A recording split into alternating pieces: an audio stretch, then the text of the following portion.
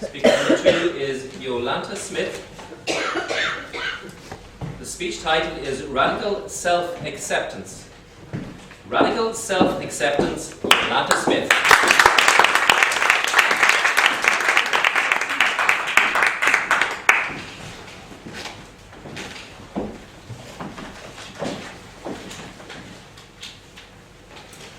Ladies and gentlemen, dear Toastmasters, friends, tonight I want to speak about aging. How many of you here ever think about aging? Raise your arm, please. Okay, that's very good. You know, aging is hot. I mean, in the newspapers, magazines, books, television, movies, and on the internet, it's a buzz with stories about aging. Now, why is that? Well, for one thing, everybody ages no matter how old they are. Children find aging very exciting. When they are 7, they can't wait to be 8. When they're 17, they want to be 18. And then there is a brief window in life from, let's say, 20 to 30, where aging is a non-issue. You feel you're on top of the world, and you don't know that you don't know anything. Then things begin to change. From 30 to 40, people start thinking about aging every once in a while, certainly if they read magazines. And they start looking in the mirror, scrutinizing for signs of aging on their face or body. Women start thinking about their biological clock ticking.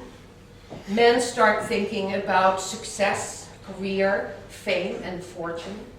And then from 40 to 50, aging becomes an issue.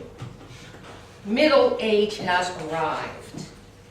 And men start worrying about their staying power. And women start worrying about their sexual attraction power.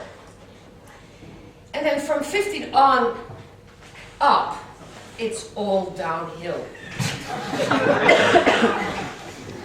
Plastic surgery and Botox will only get you so far, stopgap measure, and very risky to boot. Then, when you reach 60, oh boy, that is really, then it really becomes an issue, and you stop scrutinizing your body or your face for signs of aging, because it's obvious. And old age is looming there right beyond the horizon. And when you're 70, well, soon you will be able to end your life if you feel it's completed. And 80 and beyond, well, folks, I'll talk about that when I get there.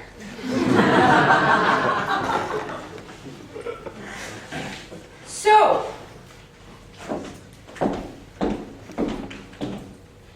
people, I have news for you.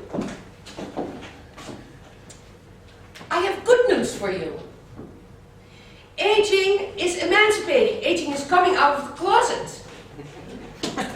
70 is the new 50. And 50 is the new 40. Now, how does that work, you ask? Well, the math is murky, but the message is clear. American authors are writing books about seasoned women, marinated in experience, and about goddesses in older women, and juicy crones. And the noted Harvard professor, Sarah Lawrence Lightfoot, wrote her book about passion, risk, and adventure after 50 in her book called The Third Chapter.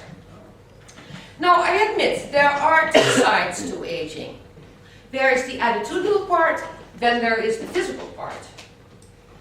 Years ago, I worked in the museum shop of the Metropolitan Museum of New York. great museum, wonderful shop. And I worked there with an ageless woman, Muriel Schwartz. I think she was about 75, but she could easily have been 65 or maybe 82. She was very well taken care of. Hair, face, makeup, dress, stockings, heels, everything just so. And she traveled every day from her home in the Bronx to the Metropolitan Museum, and she stood there beaming behind the cash register. She loved the museum, she loved her job, and not a hair on her beautiful coiffed head that thought about retiring. Are you kidding? She loved her job, and she always used to say, "It keeps me out of trouble." Now, then there's the other part, the physical part, having to do with appearance and vanity. And my friends, some of my friends always say, "Well, we're not getting any younger." Or some of my male friends say, "Well, what do you expect at our age?" As if they expect me to agree with them. And they usually say this when you are presenting a new idea, like starting a business, going back to school, taking a lover, and they say, is that something you want to do at your age? Yes, of course, that's what I want to do. So, a little while ago, I went to get a haircut. And there I was, and Erwin was washing my hair, and he put this towel around my shoulder, and he set me down in front of this big mirror. In bright light, with my hair all wet, combed back, no makeup or anything. And for a moment there, I didn't recognize who that woman in the mirror was. And I said, "Erwin, who is that? Is that me?" And he said, "Yes, ma'am, yes, that's you." And I thought, oh my God. What has happened? You see, because on the inside, I often feel like I'm 26 or 32, maybe 39. And the person I saw in the mirror didn't look 26. She didn't look 32. She didn't even look 45, not by a long shot.